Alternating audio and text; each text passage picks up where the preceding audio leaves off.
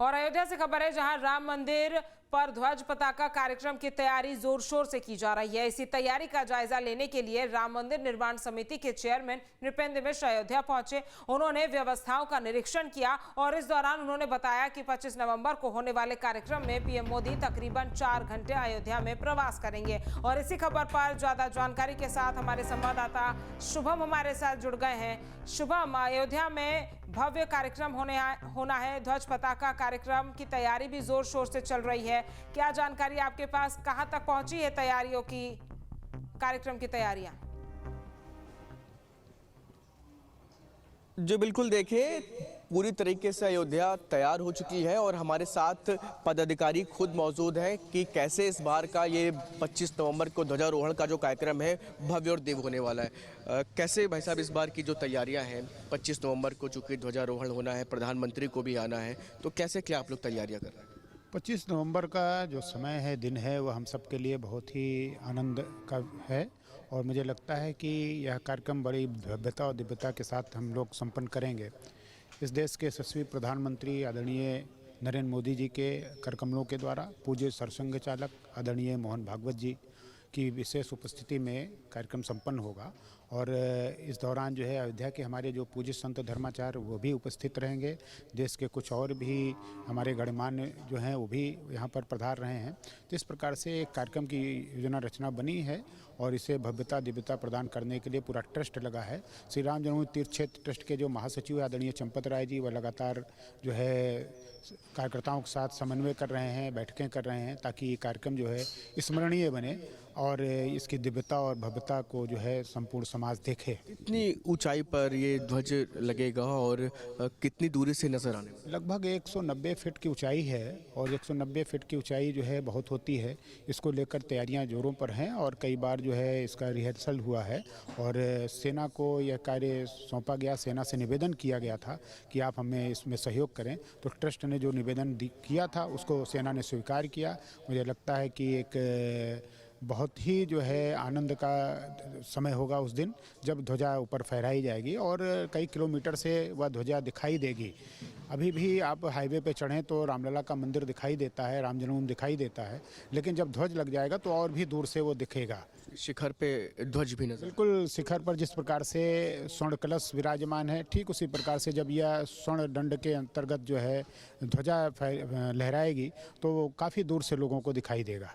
इसके साथ ही साथ इस बार और कौन से ध्वजारोहण का जो कार्यक्रम होना है, क्या कुछ पूजा की तैयारियां हैं आप लोगों की? बिल्कुल, 20 नवंबर को पूजन की तैयारी है। माता सरयू चूँकि आदिकाल से हैं, यानी भगवान श्री रामलला के जन्म काल के पूर्व से हैं, तो उनको पहले ही जो है वहाँ पर चुनरी चढ़ाने का कार्य हो और पूजन सरयू माता का पहले होगा। वहाँ से कलश में जल लेकर हमारी जो माताएं बहनें हैं वो निकलेंगी और वो ले जाकर प्रांगण में स्थापित करेंगी और वहाँ पर स्थापित होने के बाद 21 नवंबर से लगातार पूजन का कार्यक्रम वहाँ प्रारंभ होगा यज्ञ मंडप में। और इस पूजन के दौरान जो है जो हमारे यजमान रहेंगे वो वहाँ पर उपस्थित रहेंगे, साथ ही वैदिक विद्वान रहेंगे और 6 जो मठ मंदिर अन्य हैं अंदर परकोटे के अंतर्गत, उनमें भी पूजन की प्रक्रिया उस दिन प्रारंभ होगी। अभी चूँकि प्राण प्रतिष्ठा हो गया था उन मंदिरों का, लेकिन दर्शनार्थियों के लिए दर्शन नहीं खोला गया था। ये 25 तारीख को जब ध्वजारोहण हो जाएगा प्रमुख मंदिर में, और 6 मंदिर जो हैं, चाहे वो सूर्यदेव का मंदिर हो, चाहे अन्नपूर्णा का मंदिर हो, या हमारी दुर्गा माँ का मंदिर हो, और या हनुमान जी और गणेश जी हों, इन मठ मंदिरों पर भी जब ध्वज लहराएगा तो एक उसके बाद जो है यहाँ पर भी दर्शन का क्रम प्रारंभ हो जाएगा। तो एक भव्यता के साथ इसको कार्यक्रम को करने की योजना बनी है। उत्साह है आप लोगों में, क्योंकि बहुत बड़ी संख्या में अब उत्साह है, क्योंकि 550 वर्षों का जो संघर्ष था उसकी परिणति जो है 2019 में निर्णय आने के बाद हुई, लेकिन जब प्राण प्रतिष्ठा हुआ उसको वो भी हमारे लिए बहुत सुखद वो रहा। और अब ध्वजारोहण का जो कार्यक्रम है ये सिद्ध करता है कि 550 वर्षों के संघर्ष पर अब विराम लग चुका है।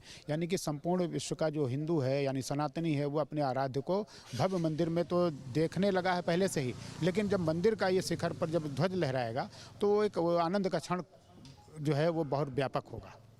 किस किस दिन मंदिर में, जैसे सामान्य तौर पर हम देखते हैं कि जब ये पूजा की प्रक्रिया होती है तो कुछ दिन सामान्य लोगों के लिए दर्शन रोके जाते हैं, वो कौन से दिन रहने वाले हैं? देखिए अभी 24 नवंबर तक तो पूरी दर्शन की प्रक्रिया रहेगी, यानी कि जो दर्शनार्थी हैं वो 24 तारीख की सायंकाल रात तक का दर्शन करेंगे। लेकिन 25 को चूंकि उसी प्रांगण में कार्यक्रम होना है तो दर्शनार्थियों का सुविधा न हो, इस कारण से पहले ही हमारे महासचिव आदरणीय चंपत राय जी ने साफ तौर से ये जो है निवेदन किया है कि आप सब जो है 25 को ना आए, 26 को दर्शन आपके लिए खोला जाएगा। ध्वजारोहण के कार्यक्रम में कितनी बड़ी संख्या में लोग रहने वाले हैं? ध्वजारोहण के कार्यक्रम में जो है 4 से 8 हज़ार लोग रहेंगे और इसकी पूरी बैठने की प्रक्रिया चल रही है और सारी योजना रचना बना दी गई है। प्रांगण में ही बैठने का पूरी रूपरेखा बनाई गई है और L&T है वो, चाहे टाटा ग्रुप के लोग हों, चाहे हमारे सोनपुरा ग्रुप के लोग हैं, उनके साथ साथ प्रशासन जो अंदर व्यवस्था देगा, क्योंकि सुरक्षा मानकों के अनुसार ही उनकी बैठने की भी व्यवस्था की गई है और साथ ही साथ जो है उन लोगों को कोई असुविधा न हो इसका भी ध्यान रखा गया है। सुरक्षा व्यवस्था को लेकर के भी आपकी प्रशासन और जिन लोगों से बातचीत चल रही होगी, तो कितनी लेयर में सुरक्षा की भी तैयारी की? ट्रस्ट और सुरक्षा के जो बंधु हैं, यानी प्रशासनिक जो हैं या और जो शासनिक, उन सब के साथ जो है ट्रस्ट का समन्वय है और ट्रस्ट ये मानकर चल रहा है कि कोई भी अप्रिय घटना कहीं पर ना होने पाए, ये भी हमें ध्यान रखना है और जो भी सुरक्षा मानक हैं उसके अनुसार लोग आएँ। और चूँकि जो दर्शनार्थियों को यानी कि जो आगंतुकों को बुलाया गया उनसे भी आधार कार्ड लिए गए हैं, उनको बाकायदे जो है निमंत्रण पत्र दिया गया, उनको साथ में लेकर वो आएंगे, तो ऐसा निवेदन भी किया गया और सुरक्षा की दृष्टि से उनके साथ समन्वय चल रहा है। बैठकें होती हैं, तब जाके कोई अगर कमी भी है उसको दूर करने का प्रयास ट्रस्ट करता है और सुरक्षाकर्मी भी उसमें बड़ा सहयोग कर रहे हैं। तो बिल्कुल आप देख सकते हैं कि बहुत बहुत धन्यवाद ये जानकारी हमारे साथ साझा करने के लिए। तो बड़े स्तर पर तैयारी फिलहाल मंदिर में इस पूजन प्रक्रिया की ध्वजारोहण को लेकर के प्रधानमंत्री नरेंद्र मोदी, संचालक मोहन भागवत जी भी इस कार्यक्रम में रहेंगे। तो ऐसे में बड़ी स्तर पर तैयारी की गई है। करीब 6 से 8 हज़ार तक लोग मंदिर में उस दौरान रहने वाले हैं। कलश यात्रा से पूजन की प्रक्रिया शुरू होगी जो करीब 25 नवंबर तक ध्वजारोहण के उस कार्यक्रम के समय तक चलेगी। तो ऐसे में तमाम तैयारियों के साथ अयोध्या भी पूरी तरीके से सज कर तैयार है। अलग अलग तरीके से सभी लोगों को जो जिम्मेदारियां दी गई हैं वो ट्रस्ट की तरफ से निभाने का काम किया जा रहा है। मंदिर के भीतर भी वो तमाम तरह की तैयारियां की जा रही हैं जिससे कि बेहतर व्यवस्थाओं के बीच में ध्वजारोहण का कार्यक्रम संपन्न हो सके। ठीक है शुभम, तमाम जानकारी हम तक पहुंचाने के लिए आपका बहुत बहुत धन्यवाद। जहाँ भक्ति है हर शब्द में, कथाओं में छुपे हैं दिव्य रहस्य और ज्योतिष देता है जीवन को दिशा। धर्म से जुड़ी हर बातों को जानने के लिए हमारे चैनल स्तुति को सब्सक्राइब करें। चैनल पर जाने के लिए इस लिंक पर क्लिक करें।